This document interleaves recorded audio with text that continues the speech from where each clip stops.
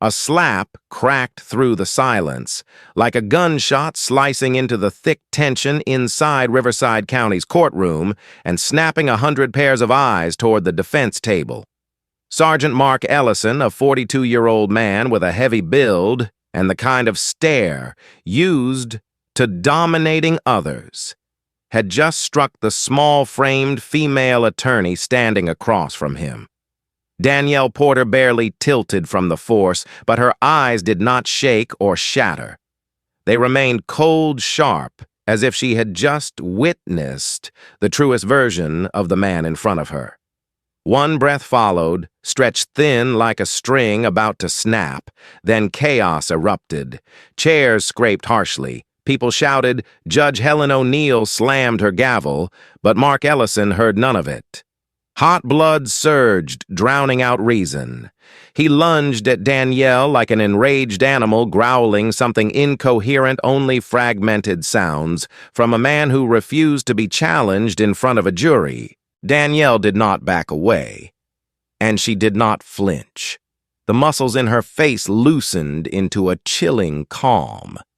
It was as though she had been waiting for this moment, as though Mark had just made a mistake he would never take back.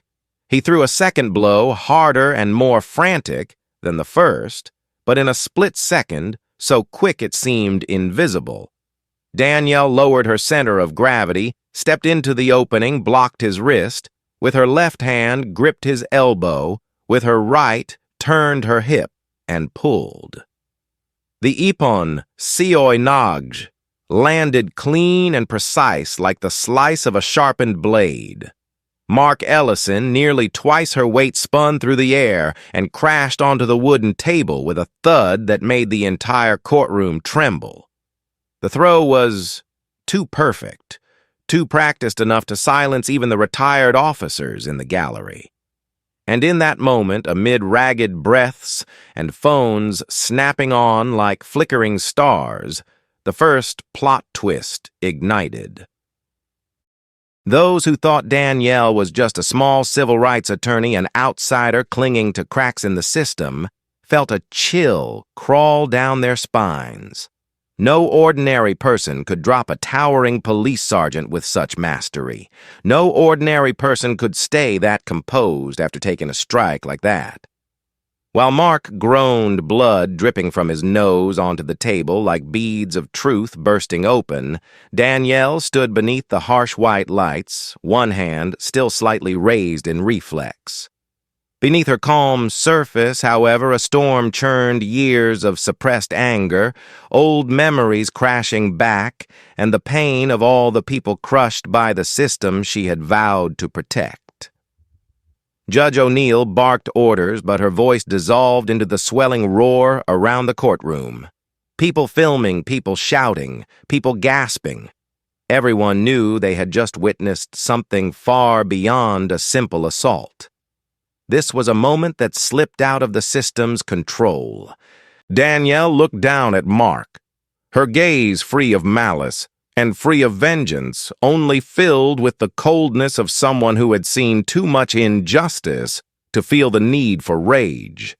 To her, Mark was merely the exposed tip of a sinking iceberg, a single link in a rotting chain of power that had driven her out of the force 6 years earlier. And when Mark lifted his head, eyes bloodshot, he saw something that froze his heart. Danielle was watching him like she already knew every secret he believed he had buried. That look told him in one painful instant that he had slapped the wrong person. Someone who had once worn a badge like him, someone who knew the system from the inside, someone capable of dragging him down deeper than anyone else alive. The chaos in the courtroom was only the beginning, because the moment Mark Ellison raised his hand against Danielle Porter, he did far more than commit violence. He triggered a truth bomb she had held for years, one he never realized she possessed. And when that bomb detonated, all of Riverside County would shake in ways no one in that room could ever imagine. 3 mornings before the chaos erupted, Danielle Porter's small downtown office in San Ventura was still as quiet as ever, filled only with the hum of an old ventilation fan and the faint scent of half-finished coffee drifting through the air.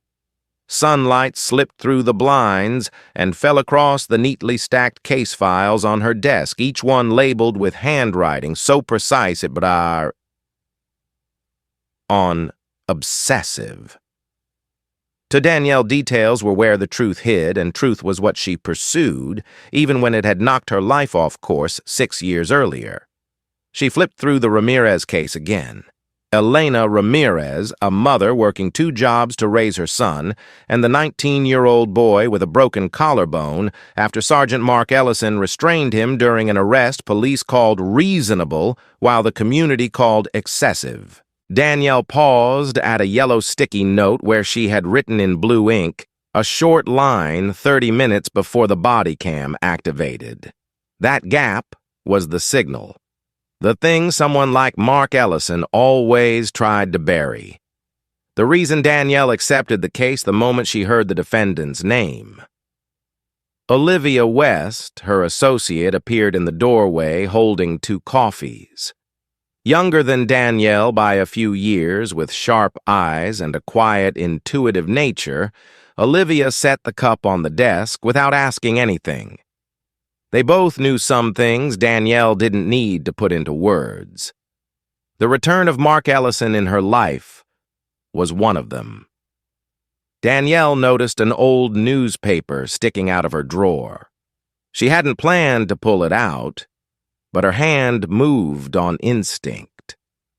A faded photo came into view, her in uniform, standing beside a tall officer, a younger Mark Ellison, before his stare hardened into what it was now. A past Danielle once thought she had buried. But Riverside never truly let go of those who tried to expose the truth. Olivia placed a gentle hand on her shoulder, enough to bring her back to the present. Elena and her son will be here in half an hour. They want to review the timeline again. Danielle nodded.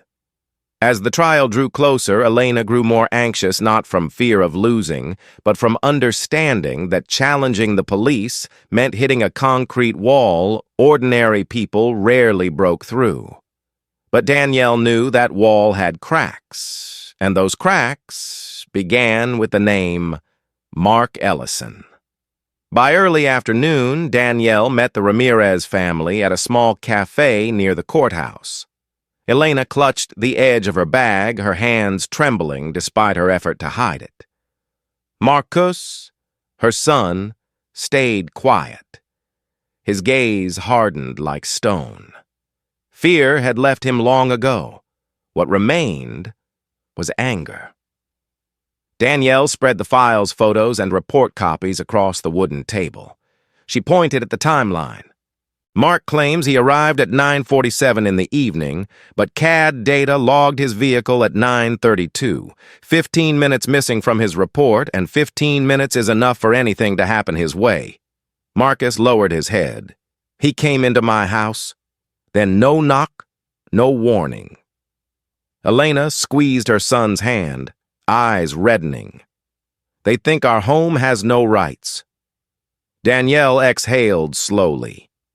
Not everyone in the system is like that, but people like Ellison have been protected for far too long. She knew she had just spoken aloud, the truth Olivia feared most, that Danielle wasn't just suing a police officer, she was confronting the very system that had pushed her out. After the meeting, when Danielle stepped outside, the afternoon sun spilled down the tall buildings like liquid fire. A weight settled in her chest, not fear, but certainty. Mark Ellison knew she was getting close, and men like him never stayed still when their secrets were threatened. In 3 days, they would face each other in the courtroom. And this time, Danielle wouldn't run from the past. She would drag it into the light. The old elevator stopped on the third floor with a cold, metallic ding, and Danielle stepped into the hallway of Riverside County Court, where the smell of floor wax mixed with tension hung in the air like a thick layer you could almost touch. Today was the pretrial orientation, and while most people treated it as a formality, Danielle knew it was the overture to a real battle. In front of the courtroom door, Assistant District Attorney Rachel Monroe was already waiting her sharp gray suit, shaping the polished appearance of someone accustomed to winning. Rachel looked at Danielle as though she were just a nameless attorney from a small firm not worth a moment of concern. Those eyes laced with quiet disdain and absolute certainty could make others shrink. But not Danielle. Witness lists. Exclusion requests, motions. Rachel handed over the neatly prepared packet with a movement so smooth it bordered on theatrical competence, as if everything was already sitting comfortably in her grasp. Officer Ellison is present. His report aligns fully with protocol. A harmless sentence on the surface, yet the emphasis in her tone made Danielle understand the intent. This wasn't just about protecting one officer, but an entire iceberg hidden behind him. Danielle didn't respond. She only glanced toward the end of the hallway where a tall figure approached. Mark Ellison appeared in full uniform shoes, polished epaulets, perfect hair, combed as if he were preparing for a police recruitment commercial.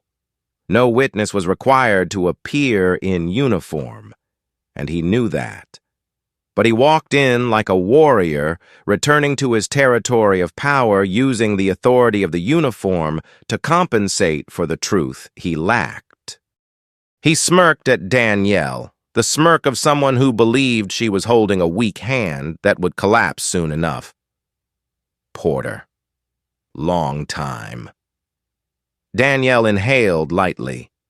Sergeant Ellison, I hope you perform your duty properly in court. He tilted his head, his eyes darkening slightly, as though he had caught the warning beneath her words. Then he turned to Rachel, avoiding further confrontation. Fine, Danielle thought. Men accustomed to power only know how to look down at others. They never see the strike coming from the blind spot, the place where they least expect someone strong enough to rise. When she stepped into the courtroom, Danielle felt the weight of the stairs. One half of the audience was the Ramirez family and their community people, who for the first time had a sliver of hope that their voices might finally be heard. The other half was police officers, retired officers, and union representatives all gathered to defend one of their own. The air inside the room was taut like a bowstring pulled to its limit, waiting for the slightest touch to snap. Danielle opened her file, her fingers moving along the timeline she knew as naturally as breathing. Every timestamp, every piece of footage, every inconsistency matched her instincts. Mark Ellison had entered the Ramirez home before any legal justification existed. It wasn't a mistake. It was deliberate. Elena squeezed Danielle's hand gently as she passed by. You believe we will win, don't you? Danielle leaned down, offering a faint smile, firm rather than soft. I don't believe in luck, Elena. I believe in evidence, and we have more than they think. But as she returned to her seat, Danielle noticed another pair of eyes watching her. A middle-aged man with graying hair, a sophisticated black suit seated in the police section, silent yet radiating real authority. She recognized him instantly. Police Chief Walter Briggs. The man who 6 years earlier had signed the final order that destroyed her career. A man who never appeared at small hearings unless something needed to be protected. He looked at Danielle longer than necessary, like an old predator studying a wounded creature that somehow managed to stand up again. In that moment, amid footsteps and shuffling papers, Danielle felt the past rise like a burst of dark water. Secrets, threats, buried reports, all floating back to the surface. And Briggs wasn't here to support Ellison. He was here to see whether Danielle still held what they once tried so hard to eliminate. Silence swept through the room as Judge O'Neill entered. Rachel straightened her documents. Ellison sat upright, as though he had no stain on his record, and Danielle tightened her grip on her pen, her eyes burning with cold purpose. They didn't know, but she knew. The missing 15 minutes in the report were only the beginning. And in this courtroom, the truth would not stay buried. The official trial began with a strange kind of silence, the kind that settles right before a real storm breaks. Danielle walked into the Riverside County courtroom as morning light poured through the large window behind the judge's bench, casting a pale glow across every face. The gallery was packed so tightly it felt as though even the air carried weight. One half of the seats belonged to the Ramirez family and their community, black and red, blending together as a declaration that they had endured enough. The other half was filled with the blue of off-duty officers, union representatives, and a few active-duty police. No one spoke. Yet the divide in the room was so stark, it was visible like a crack running straight through trust itself. Mark Ellison entered at the last possible moment, deliberately late, so all eyes would fall on him. Once again, he chose to wear his uniform epaulettes' straight nameplate, gleaming medals polished to a shine. He knew exactly what he was doing, planting in the jury's mind the idea of order, discipline, honor. Danielle watched him for several seconds. She felt no anger, only the sting of something familiar. No matter how many symbols of valor he wore, he couldn't hide the fear flickering behind his gaze, the fear of a man who knew he was concealing something. Judge Helen O'Neill called the session to order. Rachel Monroe rose with her usual polished voice and began direct examination of the witness seated in the box, Sergeant Mark Ellison. In front of the jury, she emphasized his 2 decades of service crisis response, training bravery awards, building a wall so solid no doubt could push its way through. Ellison answered each question with the calm of someone who had rehearsed this role 100 times. He looked straight ahead, his voice steady occasionally, pausing to think as though carefully weighing each word. Some jurors nodded, a few even smiled. It was a familiar image, a devoted officer simply doing his job in a difficult neighborhood. But when Danielle stepped forward for cross-examination, the air in the room seemed to shift. She stood behind the podium, hand resting on a thick file, her expression calm, but her eyes shining with a cold clarity Mark recognized all too well. The clarity of truth. Let's begin with the time you arrived at the scene. Danielle's voice was soft, but carried across the room. You wrote in your report that you arrived at 9:47 in the evening, correct? Mark nodded confidently. Correct. Danielle lifted the publicly logged CAD record for the jury to see. But system data shows you at the location at 9:32, 15 minutes earlier than your report. The courtroom stirred. Mark blinked once too slowly. Rachel shot to her feet. Objection. Irrelevant. The judge waved a hand. Let her continue. Danielle stepped closer, her voice slowing every word, etching itself into the air. Where were you during those 15 minutes? Sergeant Mark tightened his grip on the witness stand, his knuckles bleaching white. I assessed the situation from outside. 15 minutes. No calls for backup, no radio communication, no notes. He faltered. Red patches crept up his neck. Danielle gave him no room to recover. She turned to the jury. There is no reason for an officer to stand outside a citizen's home for 15 minutes without reporting, unless he entered the home before that. Mark shot to his feet. You don't know anything about police work. In that instant, the room felt like it tore open. Rachel tried to intervene, but no one was listening. Danielle faced Mark without flinching. Is that so? 2 simple words yet? Mark's face twitched, as if she had struck a nerve no one else could see. No one understood why such an ordinary question rattled him so violently. But Mark knew. And Danielle knew. A ripple hummed through the crowd, like an electric current crossing the courtroom. There was something between these two that had never been spoken. Mark swallowed hard, trying to steady himself. You can't just Danielle cut him off her tone, soft but sharp as a blade. I know more about police work than you think, Sergeant Ellison. In Mark's eyes, fear flickered for the first time. Not fear of losing the case. Fear of a secret buried 6 years deep beginning to shift. Judge O'Neill called for a short recess, but no one felt settled. Everyone had sensed the first crack. Something heavy and dark was pushing toward the surface. And Danielle knew the moment Mark exploded like that, she had struck his weakest point. The thing he thought she would never dare dig up. The thing the system helped him bury for 6 long years. But today, the fracture had formed. And whatever waited behind that fracture was about to change everything.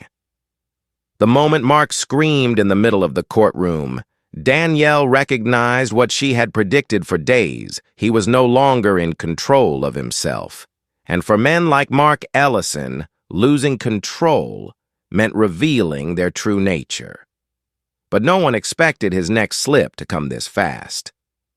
Judge O'Neill had barely struck her gavel to restore order. The jury had not yet settled back into their seats when Mark yanked the microphone cord in front of him, his face flushed red, his eyes blazing like an animal cornered. "Don't you stand there lecturing me about the law." His shout echoed against the stone walls, startling the entire room. The officers in the back row leaned forward instantly, half anxious, half expectant. Those who had seen Mark use violence countless times recognized the signs he was hitting his limit. Danielle stood several steps away, posture straight, unguarded, unshaken. But in the quiet steadiness of her eyes, there was something that enraged Mark even more calm. The kind of calm possessed by someone who knows they are holding the weight of truth. And Mark understood that. Rachel Monroe scrambled to her feet. Sergeant Ellison, sit down. But her voice was a spark thrown into a storm. Mark stepped off the witness stand and crossed the barrier separating the litigation area from the attorneys. 1 step, 2 steps, each one heavy and crude like nails being hammered into the wooden floor. Danielle saw him advancing, but she did not move back. He wanted to intimidate her. He wanted her to tremble in front of the jury. He wanted to prove she was just a small attorney going up against a seasoned officer. But he didn't know Danielle had faced far more dangerous men during her 5 years as a police officer.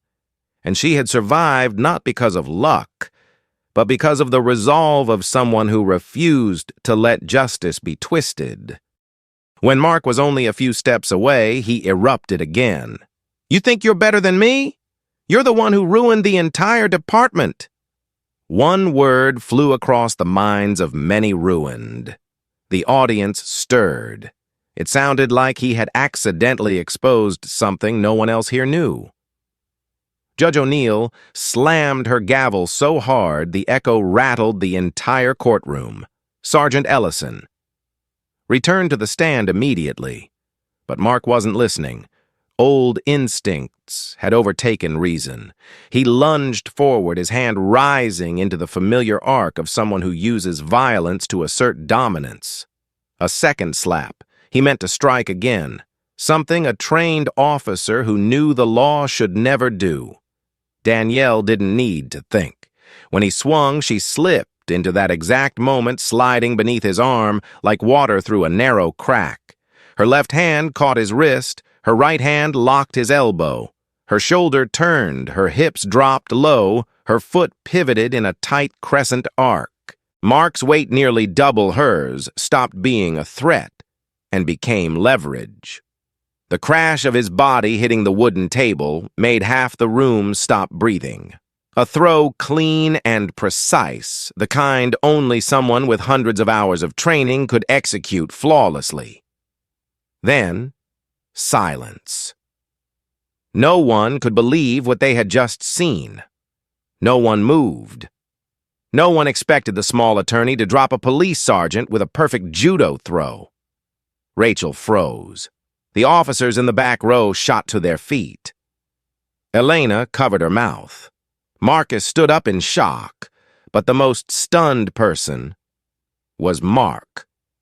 He lay on his side on the floor, hurting, humiliated, overturned by the sheer arrogance that had brought him down like a toppled chessboard. Danielle stepped back, half a pace. Both hands raised in proper defensive form, her eyes focused on the approaching bailiff, her voice strangely calm. He attacked me first.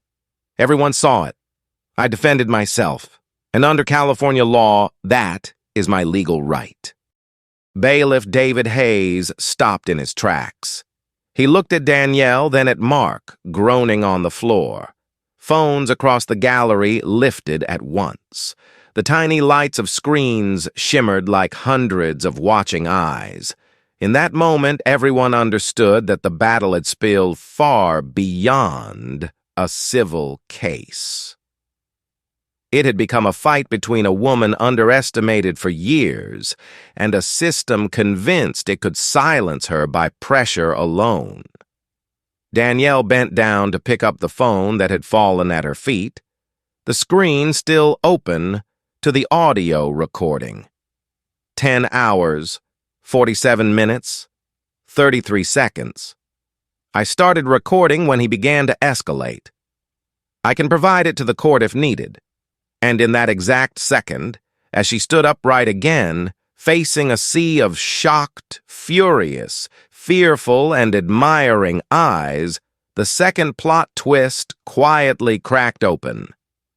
Danielle Porter was not just an attorney. She had once been a police officer, someone who knew how to fight, someone the system thought it had erased. But she was still here. And this time, she had no intention of stepping back. The tension after the throw still hung thick as fog. But when the courtroom was temporarily cleared, Danielle understood that the real storm waited behind the heavy wooden door leading to Internal Affairs' special interrogation room. In there, every word she spoke would be recorded, every detail could become a weapon or a shield, depending on how someone chose to use it. The room was small, lit by a harsh white overhead lamp that cast a cold sheen across the metal table. Sergeant Patricia Cruz, around 40 years old, with the weary lines of someone who had witnessed too many wrongs without the power to fix them, sat across from Danielle. She didn't look like an investigator setting up a trap. Her eyes held a rare hesitation as though she already knew part of the truth, but only now had the chance to touch it. She reviewed the body cam footage from 3 angles, slowing, rewinding, enlarging the moment Mark swung his hand. She said nothing, only released a quiet breath. That throw you used, it was too precise. I need an explanation. Danielle looked down at the table, then back up. I trained in advanced self-defense. It has nothing to do with this case. Cruz stayed silent for a moment. An ippon seoi nage is not basic self-defense. Ordinary people don't execute that. The room grew heavier. Danielle knew she was walking a razor's edge. She wasn't ready to unlock the entire past. Not yet. Cruz switched off the body cam screen and folded her hands. I have to file my report. But just between us, do you want me to tell you the truth? Danielle nodded. Mark Ellison is not the first to be accused of excessive force. She paused, eyes dropping to the folder. There are 3 complaints in his record. 2 dismissed, 1 pending. Each time someone cleared the path for him. Danielle felt her heartbeat slow. Cruz didn't answer immediately. She glanced around the room as though the walls could be listening. The one behind it all is Chief Briggs. And for years, Ellison has been his gatekeeper. Anyone who goes after Ellison goes after Briggs's cover network. The air felt like it froze. Danielle sat still for several seconds. Memories from 6 years ago resurfaced. The closed-door meeting, Briggs's cold stare, reports twisted beyond recognition, whispers in the hallway. She doesn't know when to stay quiet. Who does she think she is? But Cruz wasn't finished. There's more. She leaned forward, voice dropping lower. Ellison's body cam was accessed twice after the incident. The third access was from a higher-level account. Could be Briggs, could be a deputy. And afterward, the footage malfunctioned. A cold current ran down Danielle's spine. The pattern was identical to 6 years ago when her own body cam footage, the one capturing Cliff Mason planting a knife beside Jordan Gray's body, vanished without explanation. She inhaled steady and deep.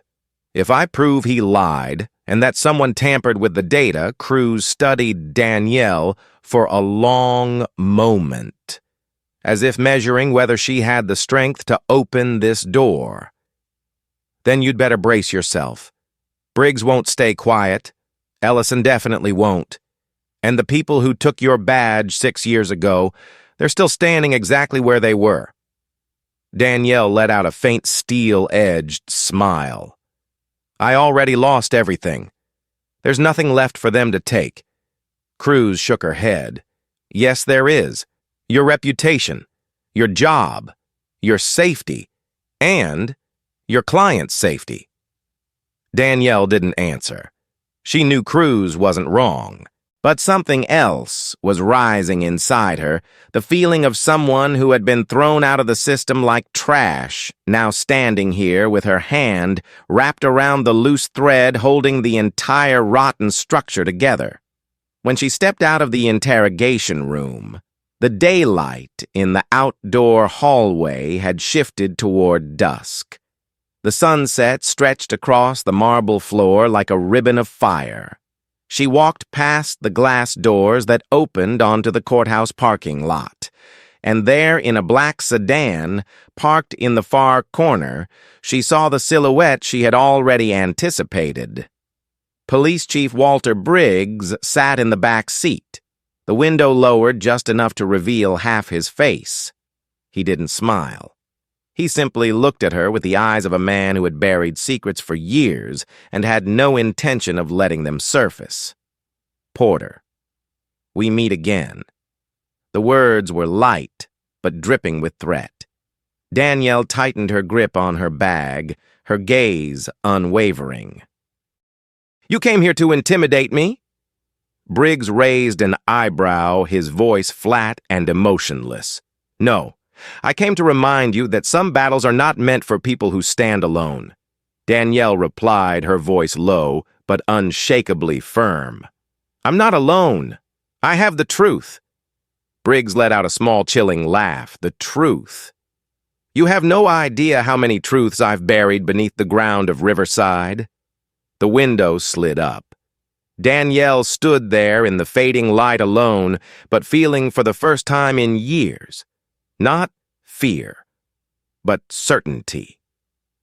The storm had begun, and she was ready to walk straight into its heart. That night, Danielle's small apartment was silent, but her mind was anything but. Briggs's words still echoed in her head like metal scraping against a wall. She turned on her desk lamp and opened the locked drawer she had avoided for years, the place where she kept what was left of a past she once tried to bury. An old newspaper clipping yellowed with time. The italic headline read, "Female Officer Danielle Porter resigns after psychological instability assessment. A clean, tidy, effective lie crafted exactly in the style Briggs used to run his system." Danielle sat down, her fingers brushing the edge of the page. 6 years earlier, she'd gone to Briggs with all the evidence she had collected about the death of young Jordan Gray. Her own body cam strapped to her chest had captured Cliff Mason planting a knife in the victim's hand. She handed it straight to her superiors, believing truth would prevail. But truth only wins when the person guarding it wants it to. And when that guardian is Walter Briggs, it disappears. Overnight, her clip malfunctioned, could not be recovered. Mason was protected. Jordan Gray was turned into an armed teen, and she, the one who dared to do the right thing, was painted as unstable and unfit for duty. Briggs signed the suspension. Mark Ellison, then a newly promoted internal affairs investigator, wrote in his report that Danielle was under stress and losing the ability to assess situations. That was when she understood the system wasn't broken.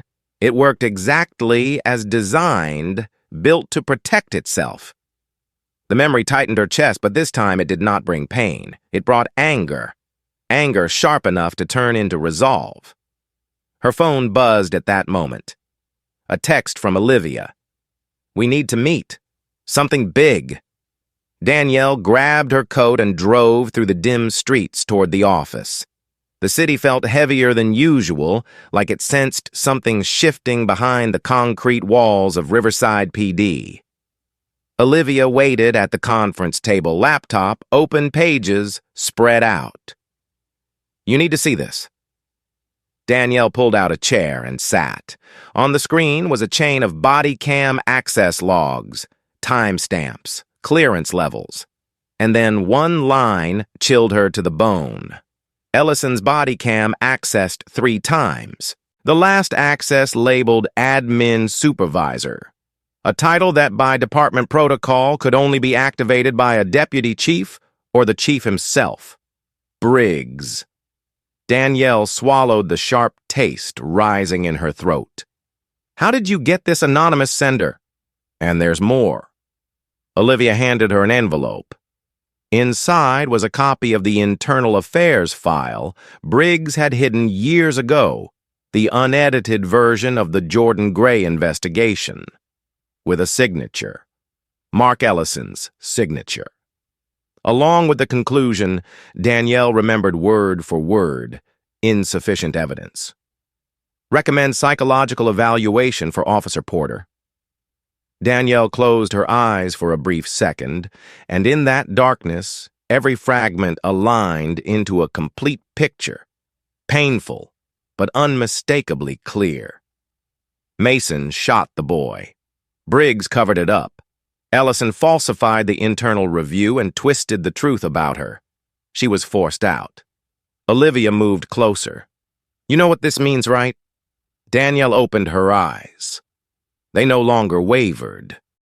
"It means I'm not just fighting for the Ramirez family anymore. I'm fighting for everyone they've ever stepped on." Olivia nodded, though fear was visible in her expression. "Their system is huge, Danielle. They have power. They have money. They have an entire wall of people guarding them." Danielle lifted the file, the paper almost hot in her hands. "But they also have a past, and the past never stays buried forever." The office's glass wall reflected Danielle's silhouette, small but unyielding.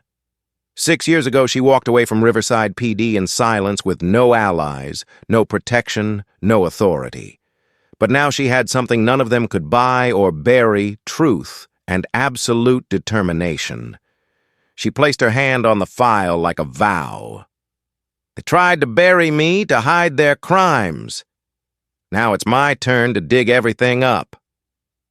Outside, the night wind roared between the tall buildings. A new storm was approaching, inching closer by the minute. But this time, Danielle wasn't running. She was preparing to face the entire dark sky of Riverside and tear it open into light. The next morning, the Riverside County Courthouse was no longer a place of quiet procedure. It felt like a vast stage where every pair of eyes focused on one point, and that point was Danielle Porter. From the moment she stepped onto the stone steps, whispers rippled outward like waves. Some looked at her with open admiration, others with hostility, and a few officers stood motionless with arms crossed and faces so cold they seemed carved from stone. But no one could hide the truth that yesterday's throw had shaken the entire city. Danielle entered the courtroom.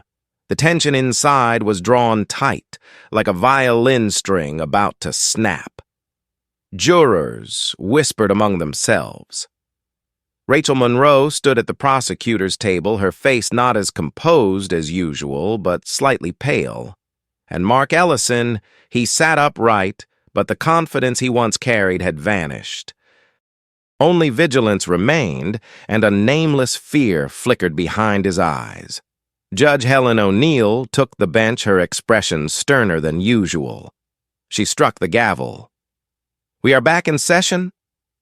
Danielle rose, placing her hand on the file she had prepared the night before, as if preparing for the final battle of her life. Her voice was steady and clear. "Your Honor, I have new evidence concerning the credibility of witness Ellison." Rachel immediately sprang to her feet. "Objection! New evidence must be submitted in advance. She cannot simply introduce it at this stage." Danielle did not look at Rachel. She looked directly at the judge. "This evidence surfaced only last night through an anonymous sender. It pertains directly to the witness's honesty, which directly impacts the case, and I believe the court has the obligation to review it." Judge O'Neill studied her for several seconds. "You may proceed." A wave of murmurs spread across the gallery. Danielle opened her file and pulled out the paper she had read dozens of times through the night. The old Internal Affairs report, the unaltered version. Danielle stepped forward. "Your Honor, 6 years ago I served as an officer with Riverside PD." The courtroom erupted. Gasps, whispers, even the scrape of chairs. Mark Ellison shot upright, mouth open, but unable to speak. Briggs, seated in the back row in a dark suit, tilted his head slightly, his eyes sharpening like a blade being unsheathed. Rachel blinked repeatedly, her usual confidence evaporating. "You were a police officer?" Danielle's voice did not waver. "Yes. I left the department after an internal investigation led by Sergeant Ellison. The investigation involved the death of a teenager named Jordan Gray." Judge O'Neill hesitated for a moment. "Miss Porter, are you saying that witness Ellison was the investigator assigned to your case?" This was the moment Danielle touched the deepest wound, and she did not tremble. "Yes, Your Honor. He investigated me, and he concealed evidence that another officer planted a weapon at the scene. This is the original report unaltered, bearing the signature of Sergeant Mark Ellison."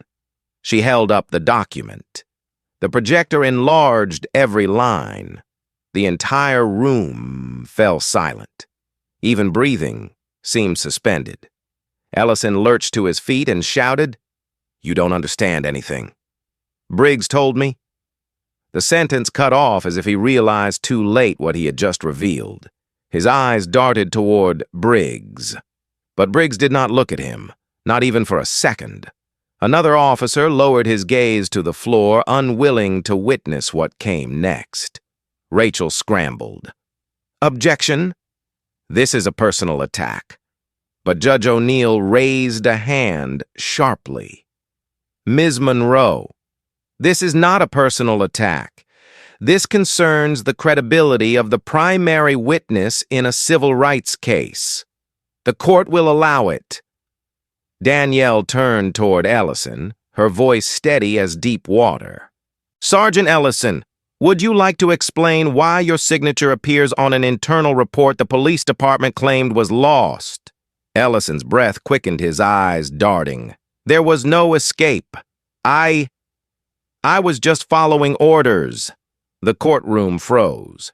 Everyone knew exactly whose orders he meant.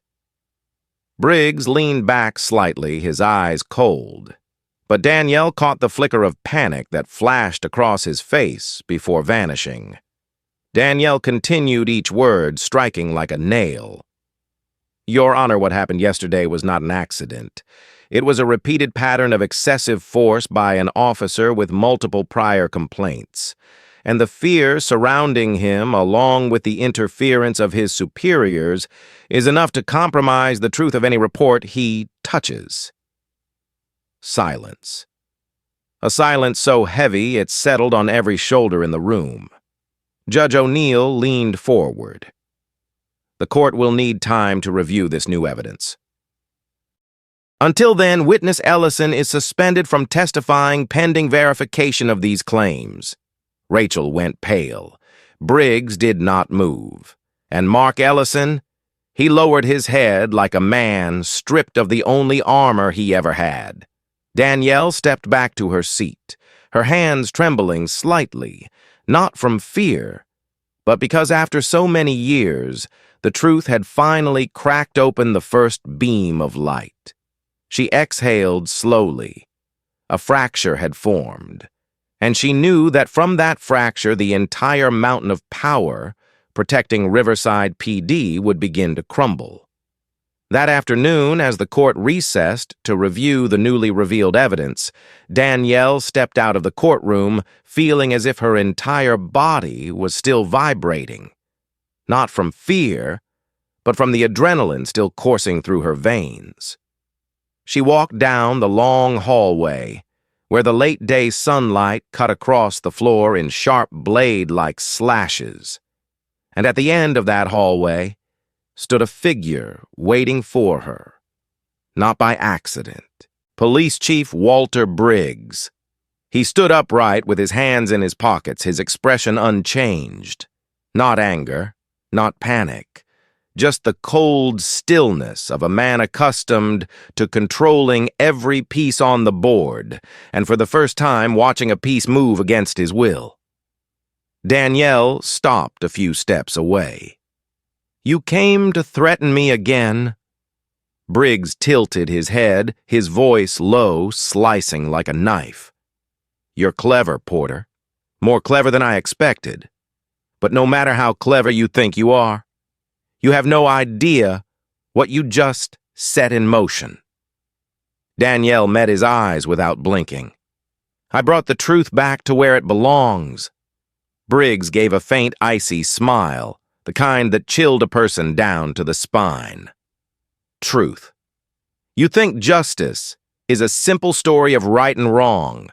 This system survives because it knows how to operate in the gray. And anyone who steps into the gray without knowing the rules gets swallowed. He stepped half a pace closer, not loud, yet every word was a trap laid at her feet. Do you really think you alone can bring down an entire city? Danielle didn't step back. I don't have to bring down a city. I only need to bring down the one standing in the wrong place. Briggs studied her for a long moment, as if searching for what had changed in the young woman he once removed from the force so easily 6 years ago. But that look quickly shifted into something else, something rare. For him, irritation. Your reputation will be dragged through the mud. Your protectors will be threatened. The people you care about will pay the price. He said it like a fact, not a warning. Danielle didn't blink. I already lost everything once. This time, I know exactly what I'm fighting for. Briggs exhaled softly, almost disappointed. You don't understand that Mark is not the problem. Mason is not the problem. They are pawns, and when pawns fall, others replace them. Danielle's fingers curled slightly. Then I'll go after the one moving the pieces. For the first time, Briggs lost composure. Just for an instant, but enough for Danielle to see it. He stepped back, his face shadowing. You're playing with fire. Danielle answered, her voice low and sharp as metal. Fire doesn't scare someone who has already been burned once. Briggs seemed ready to say more, but instead he turned and walked away, his shoes striking the marble floor with cold finality, each step like a punctuation mark. He didn't have to say another word. He knew, and Danielle knew, that from this moment forward, the battle no longer lived inside the courtroom. It had spilled into the streets, into the police headquarters, into those quiet rooms where the fate of cases was sealed with a single signature. When Briggs disappeared around the corner, Danielle finally inhaled deeply. But she did not shake, and she did not waver. Instead, something else surged inside her, the feeling of someone who had just stepped through a critical door, fully aware a maze of traps waited beyond it. She had touched the truth. The internal affairs file was only the first brick. The real explosion lay in what she had long suspected: the body cam tampering. A hand was manipulating the footage, and the clearance level was far too high for Ellison alone. A door had opened. A chain was exposed. A secret was about to detonate. Danielle returned to the temporary office inside the courthouse, where Olivia was waiting. The moment she saw Danielle, she jumped to her feet. "You saw Briggs, didn't you?" Danielle simply nodded. "He knows. He knows we're closing in on what they've been hiding." Olivia looked at her, worry flickering behind a fierce determination. "So what do we do next?" Danielle unlocked her phone and pulled up the photo she had just taken. Briggs standing in the hallway's shadows, half his face carved in restrained fury. "We do what I couldn't do 6 years ago," Olivia whispered almost reverently. "Pull the curtain." Danielle nodded. "And show all of Riverside who really stands behind the darkness." In that moment, fear evaporated. Only resolve remained. And outside, the Riverside sky darkened, as if preparing to witness the storm the two of them were about to unleash on the city. The Riverside County Courthouse grounds were unusually crowded that Monday morning, but the noise didn't come from conversation or footsteps. It came from a dense, simmering silence, the kind that settles when hundreds of people brace themselves for something everyone can sense today: the truth would explode. Inside, the courtroom seats had filled long before the session began. Reporters packed the back rows, cameras lifted and ready. The Ramirez community sat in absolute stillness, their eyes lit with hope. Across from them were rows of police officers, expressionless and rigid, as if carved from stone. In the last row, Chief Walter Briggs entered slowly, coldly, and sat down, as if this were just another routine internal meeting. But Danielle saw the tension in his jaw. Briggs was worried, and she was seeing it for the first time in 6 years. Rachel Monroe stood at the prosecution table, doing her best to appear composed, though her hand trembled slightly.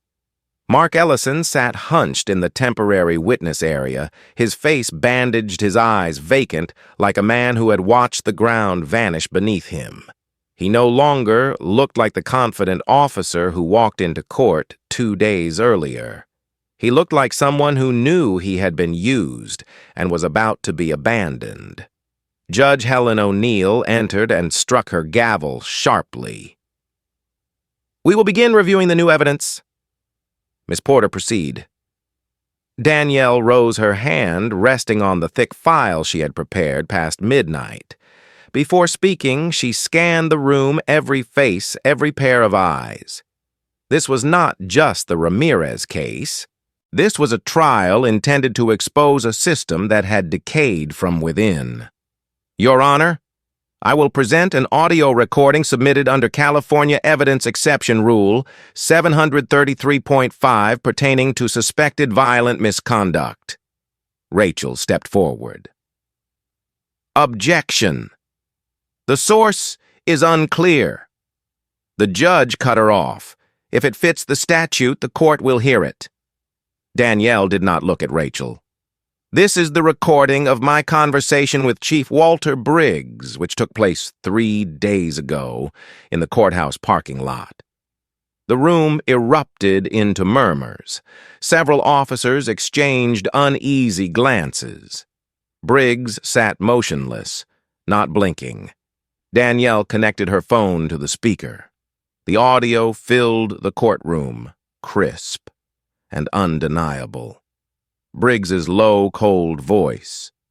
You're hurting yourself, Porter. This is your last warning. Mark is my man.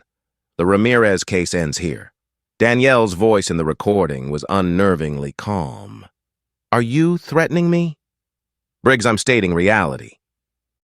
People who go against the system lose things, like you did 6 years ago. A ripple of shock spread through the courtroom like a wave.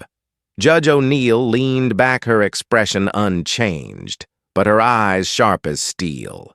Rachel turned pale, frozen in place. Briggs, though still outwardly composed, clenched both hands beneath the table. Danielle stopped the audio. Your Honor, this is unlawful interference with judicial proceedings. A police chief has no authority to intimidate an attorney or a victim in a civil rights case. She stepped forward, her voice low and deliberate, every word hitting like metal striking stone. But that is not all.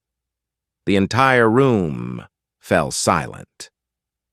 I present the unaltered internal affairs report from the Jordan Gray case 6 years ago. The case in which Sergeant Ellison investigated me and concluded that I was mentally unstable. She held up the document under the lights. The projector illuminated every line, and then Ellison's signature at the bottom. No one spoke. No one even breathed. This is the file the Riverside Police Department claimed was lost, but this version is intact.